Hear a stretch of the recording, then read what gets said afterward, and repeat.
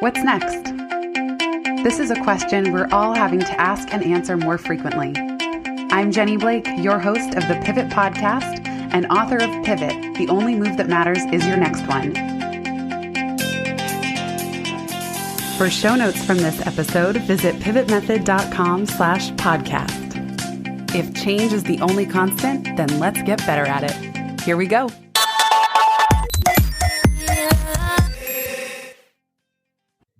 Hello, friends. Welcome back to the Pivot Podcast.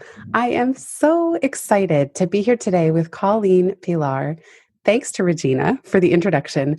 Regina said, you two must know each other, and I think you would be a great conversation for the Pivot Podcast. And you'll hear why in just a moment. Colleen is a passionate educator with a fun, engaging presentation style who started training dogs professionally over 25 years ago while pregnant with her oldest child. She spent that 9 months reading everything she could about dog training and child rearing and was struck by the similarities between the best of both. Over her long career since, she's been a conference speaker. She's published 3 books about building safe, happy relationships between kids, parents, dogs, and even pet professionals. And she created a website, livingwithkidsanddogs.com. She also now is primarily occupied with helping pet professionals stay resilient and self-care amidst a very challenging job. So veterinarians, vet techs, dog walkers, groomers, helping pet professionals stay happy, healthy, and energized so they can do their best work.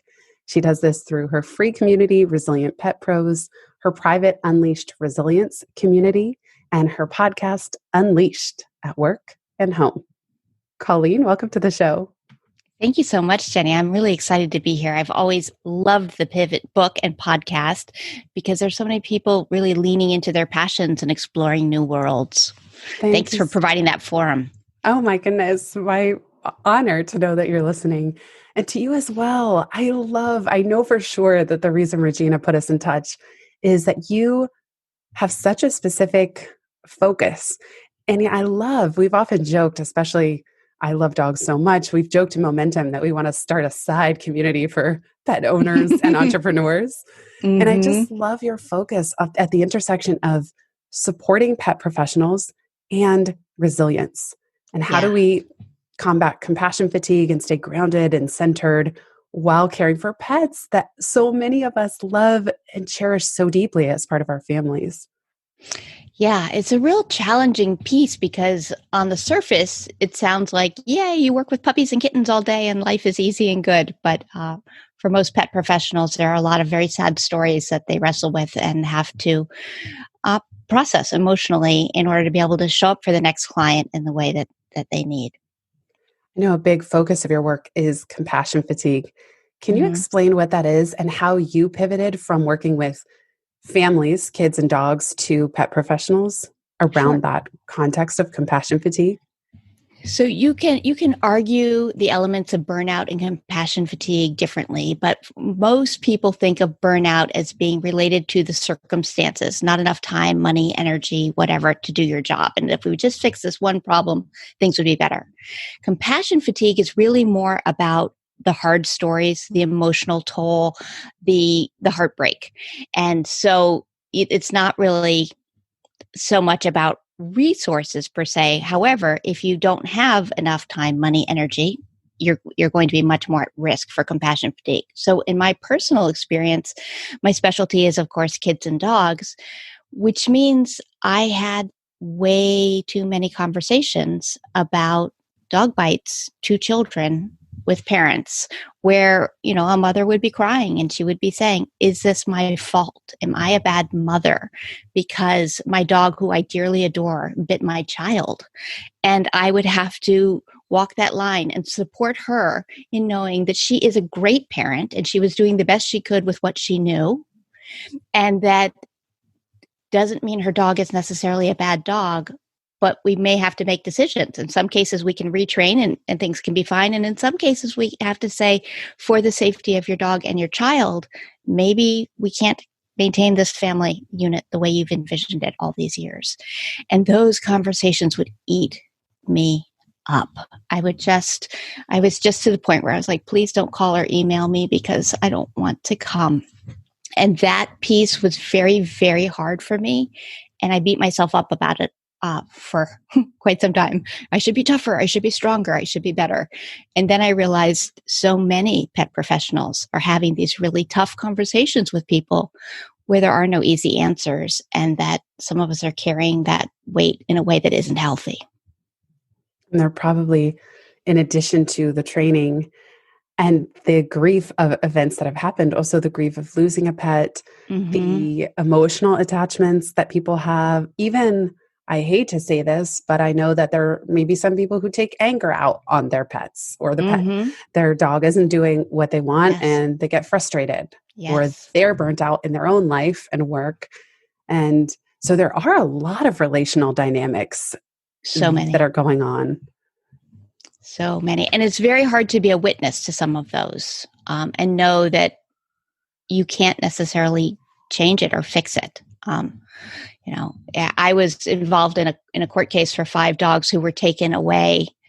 It was an abuse case, and they were, brought the dogs in for an assessment. And it was very difficult because there were the legal ramifications, but there were the moral ramifications. And it was hard for me because I didn't see a dog as property, and the court did. So things like that become, in that particular case, the dogs did not go back to the person. So yay. But it was a difficult case.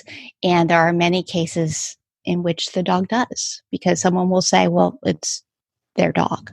And when you are a person involved in that situation and your hands are tied, it's grueling. So you need to have ways to help yourself get back up and go back to work the next day, without becoming a person who is a lesser version of yourself, or a person who has so many walls up around your heart that you can't really show up for the work, and you're just sort of like, ugh, all people suck, which occasionally happens. People get to that spot, and that is not a good spot for anyone. So you have to find a way to fill yourself up so that you can really lean into the good and recognize the bad and do everything you can to fix the bad, but also acknowledge the contribution you make, even when it isn't as much as you hoped. I can imagine, as you're saying this, the field of social work comes to mind. And I don't know how they do it. I admire so much social workers or people who are, let's say, child psychologists or working in a mental institution where every day the amount of space that they're holding. Even hospice. There are all kinds of jobs. It's not just pet professionals where, and I can imagine too with pets, I think, I don't want to put words in your mouth, but I would imagine that a lot of pet professionals are deeply empathetic and deeply connected to the animals that they work with, and maybe even highly sensitive. Yes. And, shout out to my husband's sister, Shireen. She feeds cats, like stray cats in her neighborhood, or, so many people, because in Beirut, there are a lot of strays, probably more than we have in the States, maybe a lot more. And I would imagine part of compassion fatigue is also sometimes a sense of hopelessness or helplessness. How can I help all the animals in all the shelters? And we know the pandemic actually cleared out a lot of shelters, which was one of the upsides. But then a downside is pet professionals are probably impacted tremendously in terms of their work. So there's just a lot of factors that they're juggling that I never really put myself in their shoes until diving into your work, which I really appreciate. There are so many factors, and you're right about so many people who are drawn to the profession being the highly sensitive people, the empathetic people, the ones who really resonate on a heart connection level. And that is a piece of the struggle.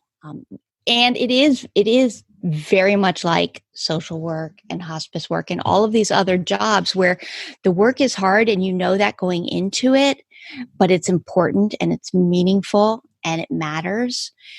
For some career fields, there is an expectation that you will seek out support. So therapists are expected to have therapy. Social workers typically have consultation groups where they work through challenging cases and talk about, what happened and how to support themselves through that. For pet professionals, that has not been a part of the culture until more recently. It is becoming a bigger conversation, particularly with the crisis of veterinary suicide. But it is a new element in our discussions. For many people, they believe they just need to handle it on their own. This is the first I've heard of veterinary suicide as a growing crisis. What's that about? It's a tremendously growing crisis. 1 in 6 veterinarians has had suicidal ideation.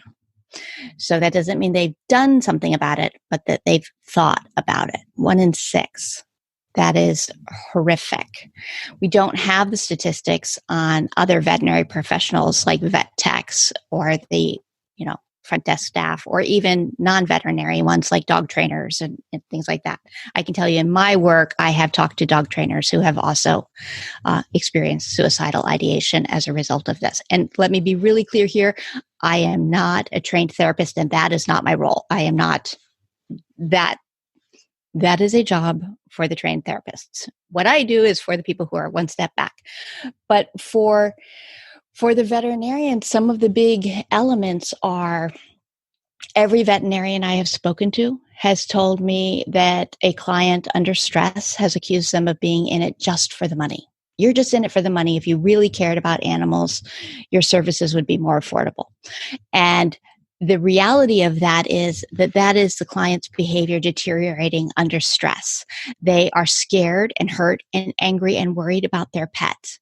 And the way that is manifesting is coming out as anger and hurting others. But the veterinarian needs to live, needs to pay their bills, needs to purchase all of the equipment. And there's a lot of equipment, and the medications, and pay the payroll of this team that support them. And very few veterinarians are wealthy. It sounds like, a lucrative career, but it isn't a career in which they're like, yeah, give me more money, give me more money. And since every single veterinarian that I have spoken to about this has said, oh yeah, that happens all the time, we understand why that accusation happens, that someone would yell, you're just in it for the money. But if you are a highly sensitive, empathetic person who went into a career that put you perhaps even hundreds of thousands of dollars into debt to help animals, to have someone fling that at you is deeply wounding. And you feel so misunderstood and hurt. And again, the whole situation of that no matter how much you do, you will never solve all the problems. No matter how many heartworm treatments you give and how many space surgeries you do and how many vaccinations you provide, there will always be another animal who needs these services. You're never done. So to hear that you're not being seen and acknowledged and appreciated for the work that you're doing is very, very painful. So that is a big element of what's going on. And also the piece of like back-to-back appointments. So, where you might do a euthanasia in one room and then 5 minutes later, you literally have to turn around and go into another room and go, yay, new puppy. How exciting for you. And you haven't had a chance to process the emotions of being there to witness that event. You just have to stuff it down and keep moving. And that's been very difficult. I was speaking with a clinic this week. I do programs every other month for a local vet clinic. And I asked them what was better and what was worse since the pandemic, because they, like most veterinary clinics in the United States, are currently doing appointments where the clients wait in their cars and only the animal comes in. And they said, on the one hand, it's easier because they can truly just focus on the animals and have a phone conversation with the human about what they have seen in the animal's behavior or health. But on the other hand, it's much harder because they feel a little bit disconnected from the human element of these relationships. So the animal can't tell them, oh, I absolutely adore this or that or the other thing, whereas the human client can share some of that information. And that part's been hard too, a little bit of a disconnect for them between their work and the people who benefit from it. So they know the animals are benefiting, but they're they're not having the conversation with the client who's so grateful and so happy or so relieved. They're losing some of that. Thank you. I really appreciate you shining light on this and giving those of us who have pets even more compassion for the professionals who take care of them. And what you described reminds me of medical residency or med students or doctors where you hear this torturous schedule that they have that's inhumane. And these are the people that we're entrusting our healthcare with. And yet these old legacy systems that lead to complete beyond burnout. Yeah. Especially with financial pressures. I live in New York City. Only as you're describing this, that I can imagine that for so many businesses, from bookstores to veterinary clinics, as the rent raises year over year, there's not enough pets that they could even see that would help them meet the rent, that would pay those bills. One thing that I love is that you say self-care is the best business plan. And this, I did many years ago, I did a blog post called Your Body is Your Business, that if you're a solopreneur and you don't take care of yourself physically by getting enough sleep, resting when you need to, mindfulness practices, your business, as your sole employee, your business will be operating at 50%. So can you talk to us about this orientation of self-care as the best business plan? Sure. It's a little hard to wrap your mind around at first for so many people who are in a career of giving. But it is what you just said, that if you aren't taking care of yourself, you can't show up at your best. And there's so much research to show that people who are happier and healthier make better decisions. They work more efficiently. They work more effectively. They have better cooperative strategies with other people. They are better able to create alliances where we find the middle ground. They have more creative thinking, better problem solving. All of the good things that you bring to the table are better when you take care of yourself. Negative emotions tend to narrow and focus attention, which is awesome because we can identify the problem and see it clearly and only it, the problem and only the problem, but they're only valuable for a limited period. Positive emotions are where your creativity and your genius lie. So having a way to focus in, find the problem, and then be able to pull out and see many solutions to the problem and not just one is literally what pet professionals do. They're always creatively problem solving because every situation is different. And so they really need to take care of themselves in order to be able to do that. And it isn't selfish, even though most of us have to spend a lot of time convincing ourselves that that is true. Talk about another legacy story that if you want to run your own business, you got to hustle harder, work longer. Isn't it so crazy that we have to undo so much of our programming just to believe that self-care is the best business plan? Because nobody puts self-care and business in the same boat. I mean, maybe you and I do, but nobody else seems to. I do only because I ran up against the wall. How did you happen to fall into this pivot, Of course, the same, which just kept hitting burnout over and over. And I say, like, I don't know. I, of course, lazy is just kind of a joking, self-deprecating, but it's like, call me lazy if you want. I don't have the capacity to work myself the way that I see other entrepreneurs working, and I'm not going to do it. I can't do it. It's not sustainable for me. I'm not going to last. It's not joyful. I'm just not going to do it. So even in my business, I aim to work 20 to 30 hours a week max. And that to me is a full, beautiful, productive week. I just simply refuse. There's nothing, I'm not a heart surgeon. There's nothing I do that's more urgent than that. Right. And because you can really lean into those hours that you show up, you're showing up with more creativity and gifts.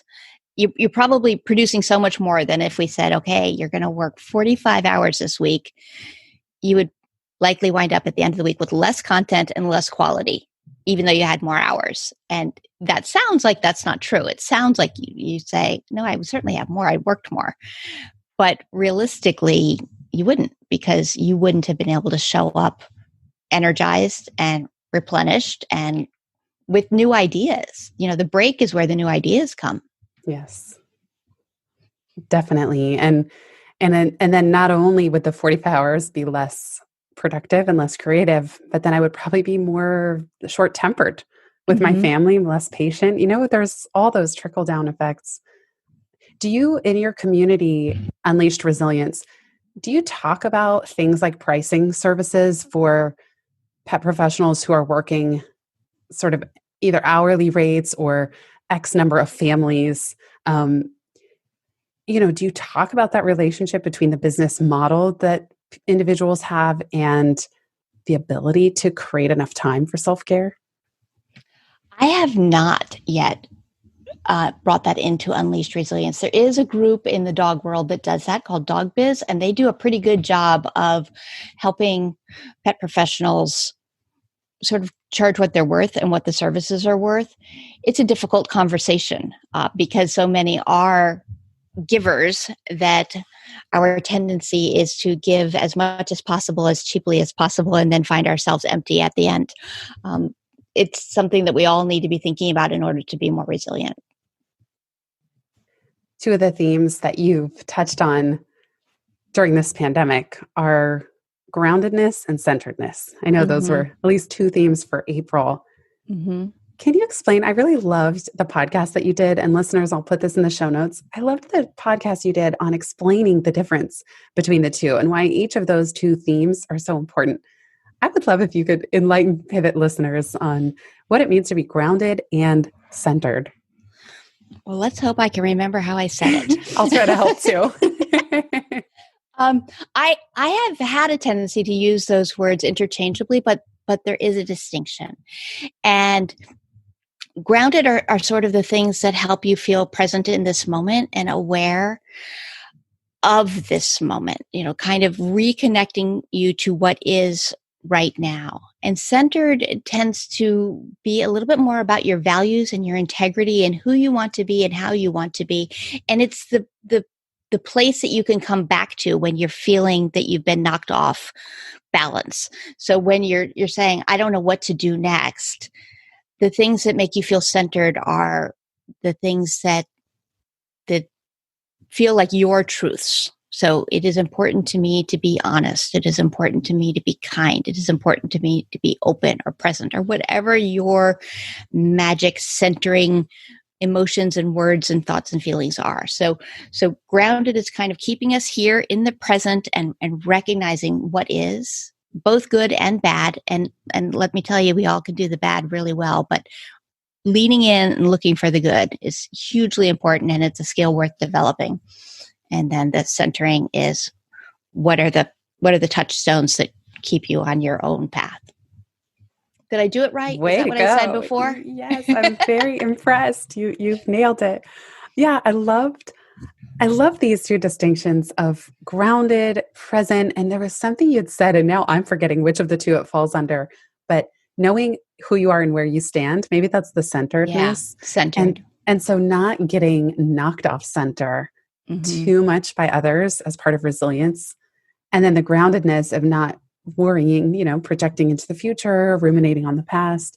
Just, are you here now? Are you aware Yeah. and present? And I don't know if it was that episode or another one where I was so thankful. You were very honest and transparent. You were explaining how you just let out this long sigh, and your husband asked you, "What's wrong?" And he just said, "I don't know. I just needed to let out this big sigh." And I feel so similar that we're now several months into this pandemic, and it's affected so many of us at varying degrees. On the Mm-hmm. subject of resilience, it's like, I, I feel like I've tried to be as resilient as possible, and I have it so good compared to so many others. My husband and I haven't gotten sick, knock on wood, even though we're living in New York City. Work is flowing a little bit at a small fraction of what it was before. And yet I feel some kind of resilience fatigue. Yeah. I actually feel like for no apparent reason, I'm just tired. I'm over it. The fireworks that are happening every night on the hour for 6 nights, I was explaining before we hit record, waking me and Ryder, the whole house up again, every hour of every night for 6 nights in a row. And I'm just over it. I'm Yeah. like, my resilience scores, which were not that high to begin with. I feel I'm a very sensitive person. It's why I wrote pivot. Mm-hmm. So what do you do with that? Like, is it just that we all need to let out a sigh and admit that no matter how good we may have it, we're over it already? You know? Yes. I mean, I think that there's a real value in owning that. Like there's no competition for pain. So we do absolutely have to recognize when people have it worse and do everything we can to help those who have it worse. But that doesn't change the fact that each of us is in a hard spot right now.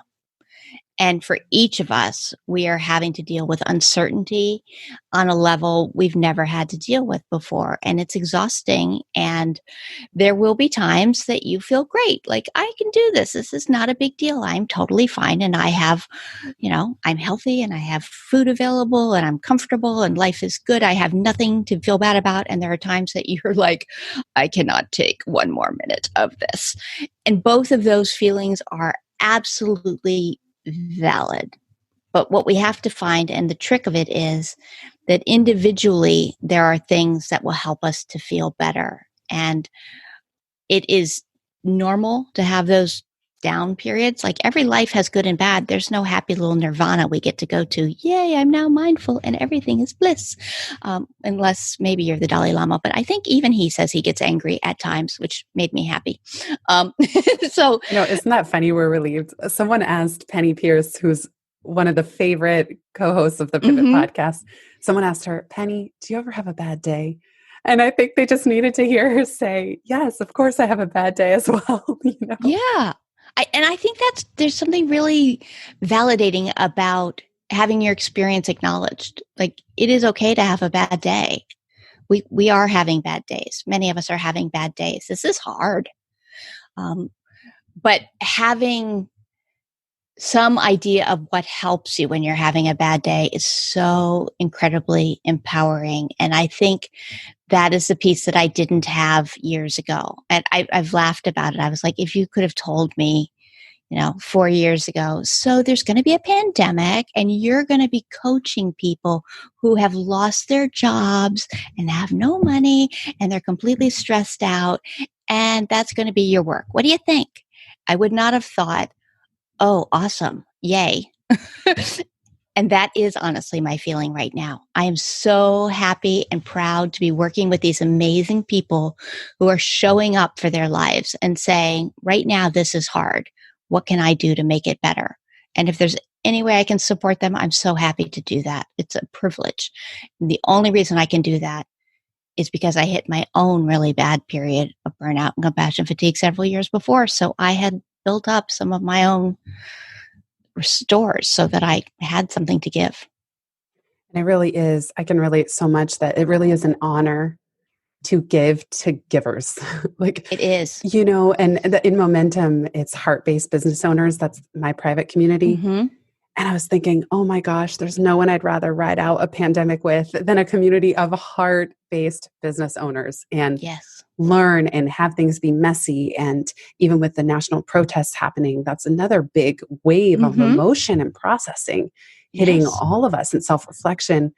And I feel that heart-based business owners have a lot in common with pet professionals, which is exactly what you said, which is this heart Mm-hmm. theme. And to be able to give to somebody who gives so much and is making an impact on countless pets and families is really rewarding, even if none of us know how to navigate a pandemic, Right. And if we all just accept that none of us know how to do this, Yes. then there's nobody judging us to say whether we did it right or not. Right.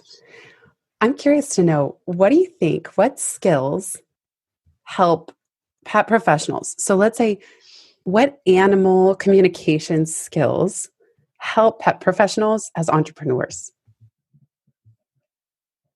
Ooh, that's a good question. What animal communication skills help pet professionals as entrepreneurs? Yeah, like what is it about animal whispering Yeah. that makes them well positioned, even if they don't think of themselves as having a strong business background? It's the animals that got them Yeah. into this business. That's a fabulous question. And my answer is, to be a very good pet professional, you become really good at watching body language for nuance and change. Animals are communicating all the time, and you can see tiny little shifts and you will start to trust your inner knowing, your gut instinct of what is right or comfortable, what is enough or too much. And that, as an entrepreneur, is a huge value of learning to turn inside and not always look for external validation of your decision or your input, but to say, does this feel right to me inside? I am taking in information, and my body and brain are processing it at a level that isn't necessarily conscious and rational thought, but I have an inner knowing of what to do next. So I think that helps entrepreneurs tremendously, because we've all had the moment where we're looking for the right answer of how to do our business, and our bodies already know. Oh, that is so good. That is so good. I often wish Ryder could talk. Like, I wonder, what would he say? What would he be telling me? I wonder too, I bet pet professionals, the nonverbal communication is so critical, because words can be misinterpreted or can kind of get in the way. I know Yes. Penny would say this too, that words are part of our left brain and this more linear processing, and that animals really call on not just unconditional love, but more intuitive communication, because they can't use language. So we have to feel into, and like you said, read all their micro expressions and micro cues, and that sensitivity and intuition and tuning in to another being. Yes, like it must translate to, or at least if the person could just shift their attention to say, wow, I can actually use those skills in my dealings with my actual clients. Yes. Yes. It's one of those skills that they don't know that they have until they start to think about it. But they all, every good pet professional has that, because they've needed it. It's not safe to interact with animals if you aren't really paying attention moment by moment to what is going on here. I mean, I did a lot of work with aggressive dogs. It was in my best interest to be watching. But I didn't always have words to articulate exactly why I knew this moment was not the right moment. But my body knew. My body knew. Like, do not move, do not breathe, do not look. Wow. Okay, now we're good. Wow. And that, having that for ourselves and our business would be incredibly empowering for all of us. Even I need to lean into that a little bit more. So that what you just said made me curious. This may be a tangent from the rest of our conversation, but when you were working with aggressive dogs, how did you build that bridge? How did you take them from in an aggressive, heightened state to trusting you? Well, the first and most important thing to know for aggression is that it's almost always fear-based. That is true of humans as well. So if we can look at what might be making the animal fearful and do what we can to minimize that, that's our first step. And the tendency is to push for behavior, but I always wanted to go for an emotional shift first. So if I don't really care if your dog can, do sit or down or stay or any of the things that we might be having as a skill, I care if your dog can feel safe, comfortable, and relaxed in my presence. Safe, comfortable, and relaxed is a learning mode. Heightened and aware and alarmed is not a good moment for learning. So for me, the number one priority was always to create safety in whatever way I could. And with most animals, that was minimizing my presence, either with distance or less body language or quieter voice or a different intonation. And of course, food always helps if the animal is able to eat. Sometimes if they're so stressed, they can't eat. Fascinating. I love hearing this, and it does relate to humans so much, that safe, comfortable, and relaxed is how we all learn best. And we have a tendency with animals and humans to dive in and want to change the behavior. But if we can help people feel safe, comfortable, and relaxed with us, the behavior will change.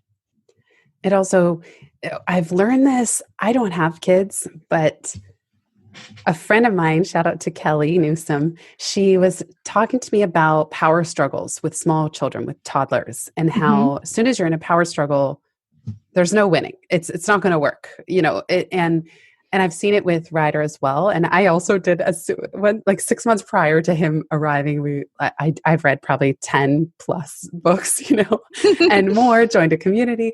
And I can so clearly see with him, and I don't know if it's just his personality or I would imagine many animals, but as soon as you're in a power struggle, like I'm going to clip your toenails or else, Yeah. it's just not going to work. As a Right. more curious, hey, look, you got a piece of turkey every time this clipper is around. How exciting. Maybe that's wrong, but it's just That is not interesting. wrong. Okay. So it's interesting to see how power struggles, they just don't work. Again, whether with people or with animals. And yet somehow, sometimes our temptation, at least if two people are triggered or the animal is triggered or in a heightened state, if you skip over those intuitive clues and you try to bulldoze through it, it's just not going to work. Right. And so in both of those examples, the goal is we've gone from being you against me, the parent against the child, or the human against the dog, to finding a way to have us be a team. So you're pulling out the turkey and the clippers and saying, look, as a team, we can cut your toenails. There's no enemy here. There's nothing that we have to work against. And the same with the parent, where you say, do you want to put your shoes on before your coat or after your coat? Well, I still want you to put your shoes on, but we're like giving you a choice. And by having choice, it gives the child some autonomy and mastery. And we all love a little bit of control.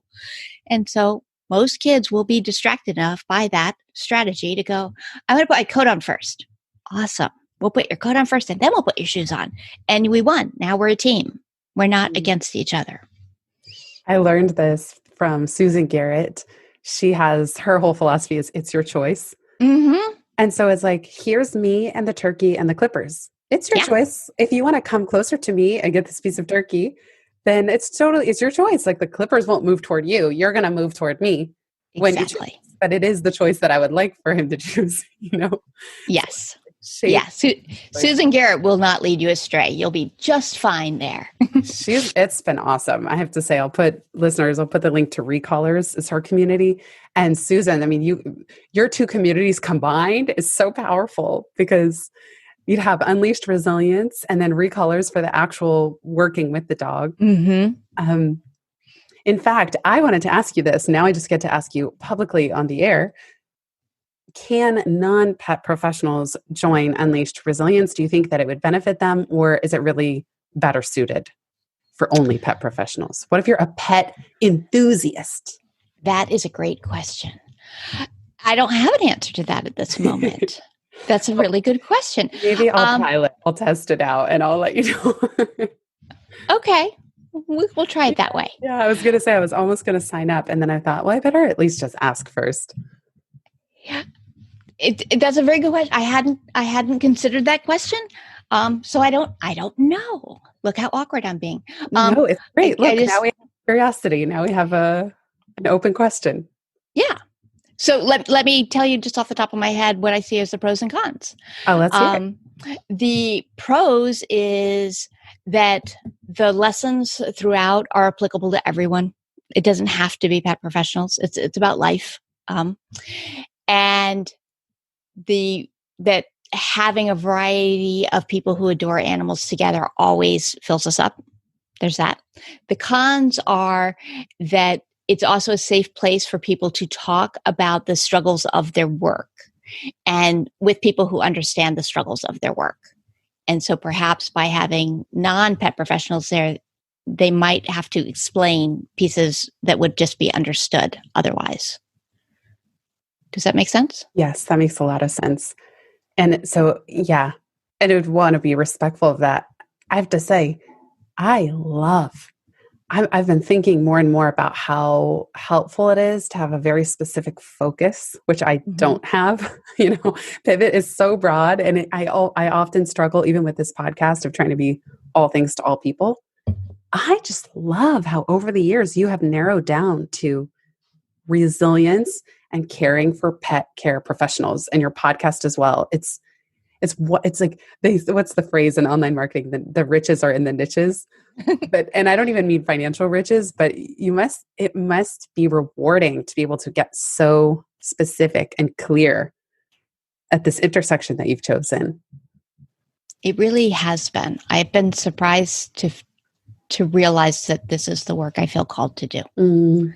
And that is so scary and empowering and exciting all at the same time. And so things like your book Pivot were helpful to me because it was hard for me to make a shift, because who am I if I'm not a dog trainer? I kind of struggled with that piece of like, I've always been a dog trainer. I don't know who I am if I'm not.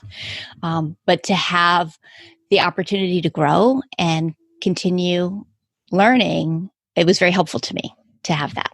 I'm so happy to hear that. And it makes me so overjoyed to know that, because the work you're doing now is so important as well. And I think there's so many fewer people, if not just you and you alone, doing exactly this. And it's really cool to hear your pivot story and by the way, I didn't even know you had read the book before we came onto this show. So that's really special to hear.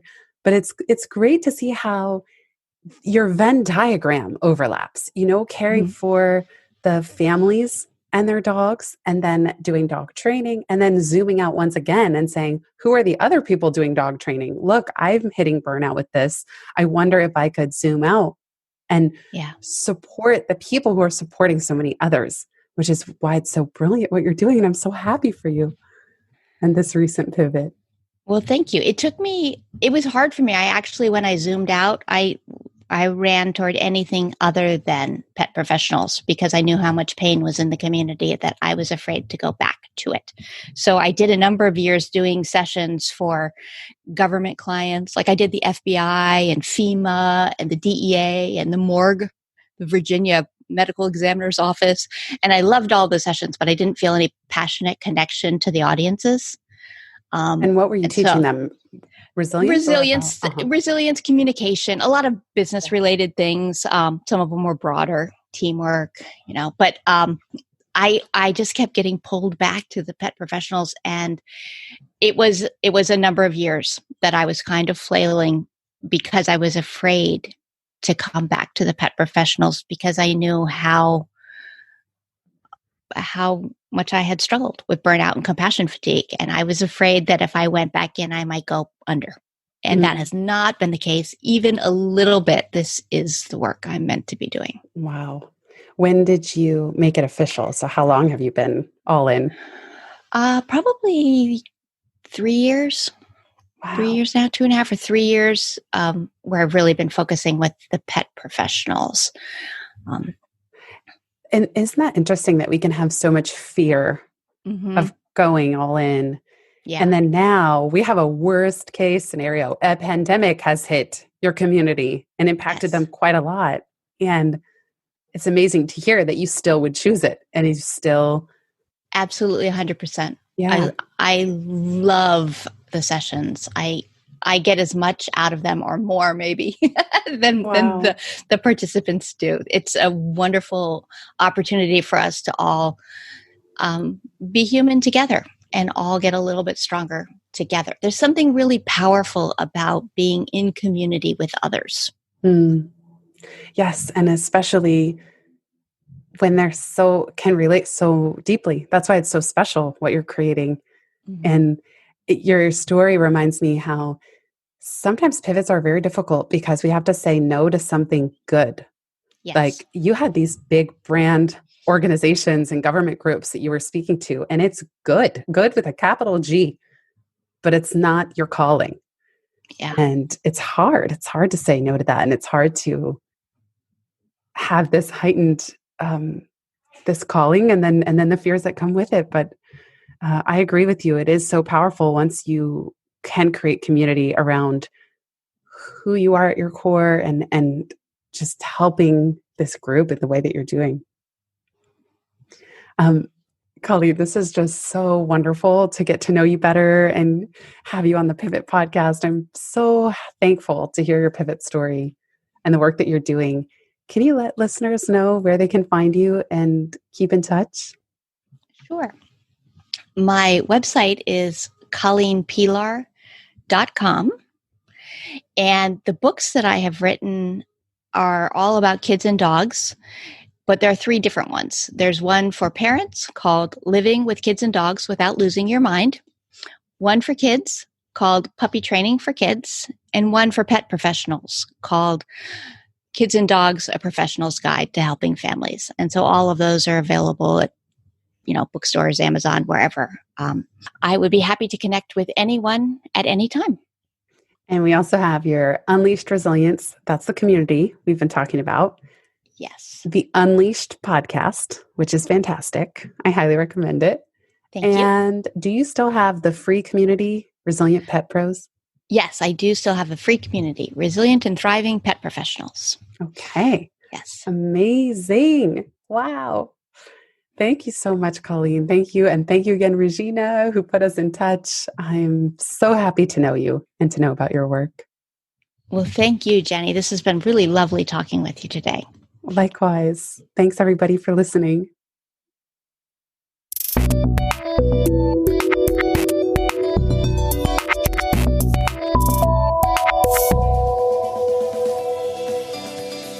Thanks so much for listening to this episode of the Pivot Podcast. Make sure you don't miss an episode or my insider tips and templates by signing up for Pivot List, a curated twice-monthly newsletter where I share the inside scoop on what I'm reading, watching, listening to, and the latest tools I'm geeking out on. Sign up at pivotmethod.com/pivotlist. Get show notes from this episode at pivotmethod.com/podcast and connect with me on Twitter at Jenny_Blake. Remember, build first, then your courage will follow. Hasn't it always?